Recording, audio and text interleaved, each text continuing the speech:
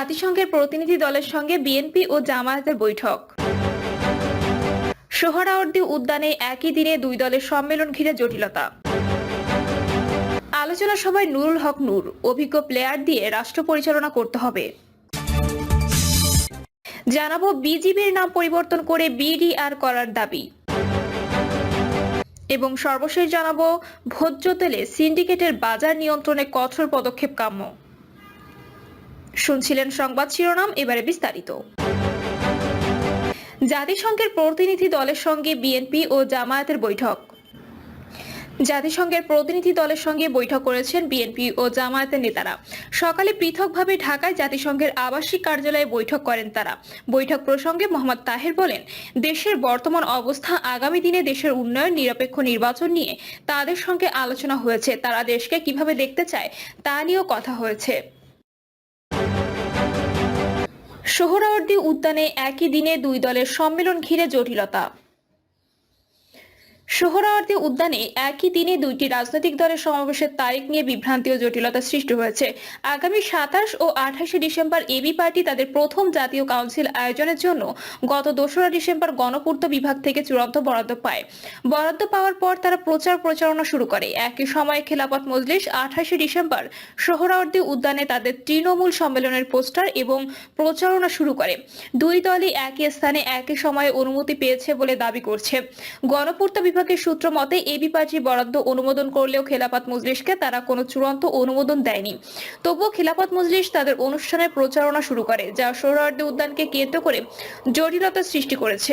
গণপূর্ত বিভাগ সূত্রে জানা যায়, এবি পার্টি, সিপিবি ও খেলাফত মজলিস এই তিনটি দল একই দিন একই সময়ে সম্মেলনের আবেদন করলে যাচাই বাছাই করে কর্তৃপক্ষ এবি পার্টিকে 27 ও 28 ডিসেম্বর সোহরাওয়ার্দী উদ্যান ব্যবহারের জন্য চূড়ান্ত অনুমোদন দেয়। আলোচনা সাপেক্ষে সিপিবি-কে বরাদ্দ দেওয়া হয় 3রা জানুয়ারি, কিন্তু যোগাযোগের ঘাটতির কারণে খেলাফত মজলিসকে তারা কোনো চূড়ান্ত বরাদ্দ দেয়নি। খেলাফত মজলিস চূড়ান্ত অনুমোদন পাওয়ার আগে প্রচারণা শুরু করে। এদিকে দুটি রাজনৈতিক দল একই দিন একই স্থানে বড় ধরনের সম্মেলন আহ্বান করায় এবং পোস্টার, ব্যানার সহ প্রচারণা চালানোর উভয় দলের নেতাকর্মীদের মধ্যে এক ধরনের অস্বস্তি পরিলক্ষিত হচ্ছে। এবি পার্টির প্রচার সম্পাদক আনোয়ার সাদাত টুটুল বলেন, আমরা 3 স্তরের নিয়ম মেনে মাঠের বরাদ্দ পেয়েছি এবং চূড়ান্ত বরাদ্দ নিশ্চিত হবার পর সরকারের কোষাগার নির্ধারিত ফি জমা দিয়ে প্রচারণা শুরু করেছি। আমাদের কাউন্সিলের প্রস্তুতি প্রায় শেষ পর্যায়ে। দেশ বিদেশের অতিথিদের টিকিট ও আবাসন পর্যন্ত নির্ধারণ করা হয়েছে। এখন এই ইস্যুতে যে জটিলতার কথা বলা হচ্ছে তার দায় সম্পূর্ণ গণপূর্ত কর্তৃপক্ষের। রাজনৈতিক পর্যবেক্ষকরা বলছেন, সোহরাওয়ার্দী উদ্যানের মতো গুরুত্বপূর্ণ স্থানে একই সময় দুই রাজনৈতিক দলের অনুমোদন দেওয়ার বিষয়টি খুবই অনভিপ্রেত। এ বিষয়ে খেলাফত মজলিসের যুগ্ম মহাসচিব মোহাম্মদ মুনতাসির আলী বলেন, আমরা গত 24 অক্টোবর এ বিষয়ে গণপূর্ত বিভাগে আবেদন করেছি। 2রা ডিসেম্বর সব প্রক্রিয়া শেষে আমাদের অনুমোদন দেওয়া হয়। এখন শুনছি যে এবি পার্টিকেও অনুমতি দেওয়া হয়েছে, যদিও তারা আমাদের 15 থেকে 20 দিন পর আবেদন করছে। তবে তাদেরকে মাঠের পূর্বাংশ ব্যবহারের অনুমতি দেওয়া হয়েছে। তারা 27 ও 28 ডিসেম্বর দুদিন মাঠ ব্যবহারের অনুমতি চেয়েছে। আমরা তাদের বলেছি, আপনারা 27 ডিসেম্বর করলে পরদিন আমরা সুন্দরভাবে প্রোগ্রাম করতে পারি। আলোচনা সভায় নুরুল হক নূর, অভিজ্ঞ প্লেয়ার দিয়ে রাষ্ট্র পরিচালনা করতে হবে। গণ অধিকার পরিষদের সভাপতি নুরুল হক নূর বলেছেন, আমরা সরকারকে বলতে চাই, রাষ্ট্র পরিচালনা এনজিও পরিচালনা নয়। রাষ্ট্র পরিচালনা রাজনৈতিক সংগঠনের পার্ট। এখানে রাষ্ট্র পরিচালনায় রাজনৈতিক প্লেয়ারদের দরকার। দক্ষ অভিজ্ঞ প্লেয়ারদের নিয়ে আপনাদের রাষ্ট্র পরিচালনা করতে হবে। নুরুল হক নূর বলেন, সয়াবিন তেলের দাম 1 লাফে 8 বাড়িয়ে দিয়েছে। সয়াবিন তেলের বড় দুই আমদানিকারক এস আলম ও বসুন্ধরার উইকেট পড়ে গেছে। এস আলম দেশ থেকে পালিয়েছে, আর বসুন্ধরার ভূমিদস্যু মাফিয়াদের বিরুদ্ধে দুদক থেকে শুরু করে money laundering unit Bangladesh bank তদন্ত করছে। কাজেই এই মাফিয়ারা বাজারে কিছুটা সংকট তৈরি করেছে। খুচরা বিক্রেতারাও তেল লুকিয়েছে, তাই বাজারে একটা ক্রাইসিস তৈরি হয়েছে। কিন্তু এই সময় বাজার থেকে মাল সরিয়ে কৃত্রিম সংকট তৈরি করবে, এই দুঃসাহস কারো দেখানোর কথা না। আপনারা যদি সিন্ডিকেটের কাছে নথি স্বীকার করেন, তাহলে আপনাদের আরো পস্তাতে হবে। গণ অধিকার পরিষদের সভাপতি বলেন, বিএনপি, জামায়াত সহ সব রাজনৈতিক দল, নাগরিক সমাজ বারবার বলছে, রাষ্ট্র গঠনের এই সুযোগকে আর ব্যর্থ হতে দেওয়া যাবে না। যেভাবে হোক এই সরকারকে সফল করতে হবে। জনগণের আকাঙ্ক্ষা এই সরকারকে দিয়ে পূরণ করতে হবে।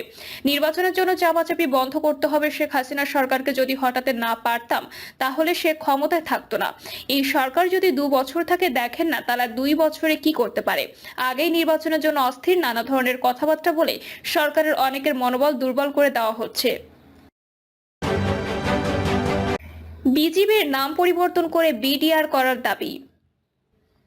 বর্ডার গার্ড বাংলাদেশ অর্থাৎ বিজিবি পরিবর্তন করে আগের নাম বাংলাদেশ রাইফেলস পুনঃস্থাপন সহ 8 দাবি জানিয়েছে কারা নির্যাতিত বিডিআর পরিবারের সন্তানেরা।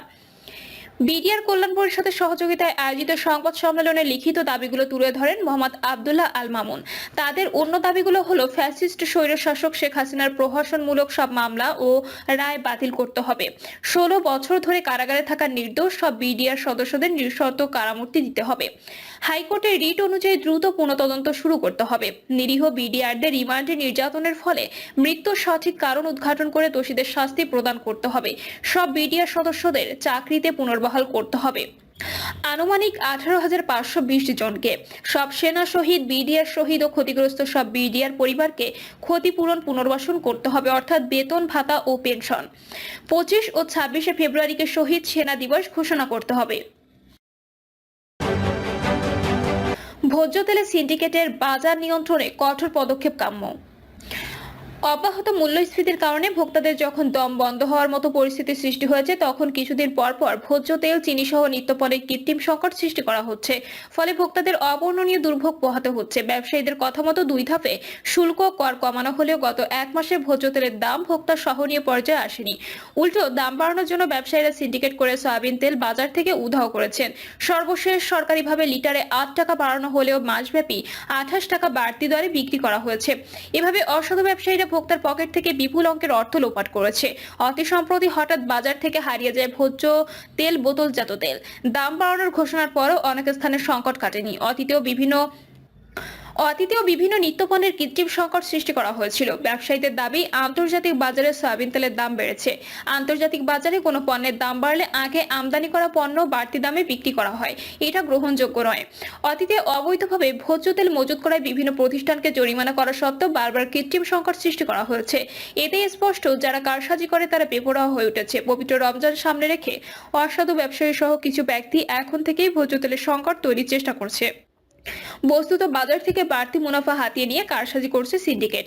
সম্প্রতি দেশে খাদ্য মূল্যস্ফীতি 14% কাছাকাছি পৌঁছে গেছে। এদিকে রমজান শুরু হতে এখনো কয়েক মাস বাকি থাকলেও ইতোমধ্যে বাজারে অসাধু ব্যবসায়ীদের কারসাজি শুরু হয়ে গেছে। কয়েক বছর ধরে লক্ষ্য করা যাচ্ছে অসাধু ব্যবসায়ীরা রমজান শুরুর কয়েক মাস আগে থেকেই ছোলা, ভোজ্য তেল, চিনি প্রভৃতি পণ্যের দাম বাড়ানো শুরু করে। সিন্ডিকেট করে বাজারকে অস্থিতিশীল করে তোলে। অতীতে অসাধু ব্যবসায়ীদের কারসাজি রোধের বিষয়ে কর্তৃপক্ষ অনেক আশ্বাস দিলেও বাস্তবে কোনো কার্যকর পদক্ষেপ নেয়নি। এখন পরিবর্তিত পরিস্থিতিতে কোনো স্বার্থান্বেষী মহল যাতে বাজার অস্থিতিশীল করতে না পারে, সেজন্য কর্তৃপক্ষকে জোরালো পদক্ষেপ নিতে হবে। কর্তৃপক্ষ বাজারে অভিযান পরিচালনা করলেও ভোক্তা এর সুফল পান না। কাজেই আগে